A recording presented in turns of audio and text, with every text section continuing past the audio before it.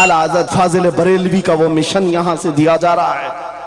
मैं यहां से एक मजबूत मैसेज देना चाहता हूं, हमारे सारे सिलसिले ये हमारी अजमत के लिए, हमारी जीनत के लिए, लेकिन सारे सिलसिलों की इंतहा मदीना तैयबा है। सारे सिलसिलों की इंतहा मदीना तैयबा है। तुम्हारा पीर जितना भी बड़ा हो, देखने में बहुत बड़ा भी दिखता हो, लंबा चौड़ा जुब्बा पहनता हो, बड़ा अमामा भी पहनता हो, सब कुछ हो, लेकिन अगर नबी का वफादार नहीं तो वो कुत्ते से जलील है। पीर नहीं है, कुत्ते से जलील है। और अगर तुम्हारा पीर पैबंद लगे, कपड़े उलझे भाल में है, लेकिन उसके सामने बैठो तो नबी की याद आने लगे, ये सिलसिला हक्का की अलामत है। हुजूर पाक सल्लल्लाहु तआला अलैहि वसल्लम हमारा महवर है, मेयार है। तुम जहां कहीं जाकर के आओ, घूम करके आओ, इस बात पर तुम्हें आज जमा होना चाहिए, इस बात पर जमा होना चाहिए। हुजूर पाक सल्लल्लाहु अलैहि वसल्लम की अजमत बोलो, हर दिल पर राज करो। आज सदियां बीत गई, एक कलाम सबको याद है। अभी मैं आपको बताऊं, 2 साल पहले किस कुत्ते ने क्या भौंका हुजूर की शान में, लोग भूल गए। हो सकता है, और भूलना भी चाहिए, याद रखने की चीज ही नहीं। आपको तो थोड़ा बहुत याद होगा, दिल्ली से भौंकता था, कोई लखनऊ से भौंकता था, नबी की शान में गुस्ताखी करता था। ये तो तुम्हारे जमाने की बात कह रहा हूं, 2 साल में भूल गए, लेकिन 1400 साल पहले आशिक रसूल ने कहा था, वह अहसनु मिन कलम तरक़त्तु आइनी व अजमलु मिन कलम तलिदिन निसाउ खुलिक़्त मुबर्रअन मिन कुल्लि आइबिन कअन्नका क़द खुलिक़्त कमा तशाउ। हस्सान बिन साबित रसूलुल्लाह के सहाबी हैं, हुजूर को देखकर कहा था, आपसे ज्यादा हसीन मेरी आंखों ने देखा नहीं, आपसे ज्यादा खूबसूरत किसी माँ ने जना नहीं। ये कलाम आज भी गूंजता है, हर एक को पता है। पता ये चला, नबी की अजमत बोलने वाला हमेशा जिंदा रहता है और भौंकने वाला मौसम के कीड़ों की तरह गायब होता है, खत्म हो जाता है। इसलिए कौन सी जिंदगी चाहिए, देख लो आपके सामने मिसालें हैं, इसलिए मैं जिक्र करता हूं, वरना मैं अपने ये मुकद्दस स्टेज गलीज लोगों के जिक्र से नापाक भी नहीं करना चाहता, किसी के नाम लेकर के, वरना डर की बात नहीं, डर से नहीं।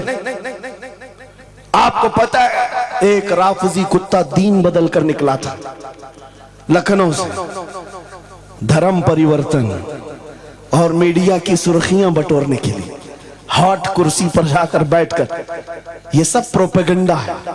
उनको ये लगता था कि खलबली मच जाएगी 30 करोड़ मुसलमानों। अरे बड़ा आदमी दीन छोड़कर चला गया, मुसलमानों से हट करके दूसरे धर्म में चला गया, नाम भी बदल लिया, धर्म भी बदल लिया, सब छूट गया और गया। 6 महीने तक धोतियों के नीचे उनका फुजला चाटता रहा और उसके बाद पता चला कि पुजारियों ने किक मारकर निकाल दिया, खत्म हो गया।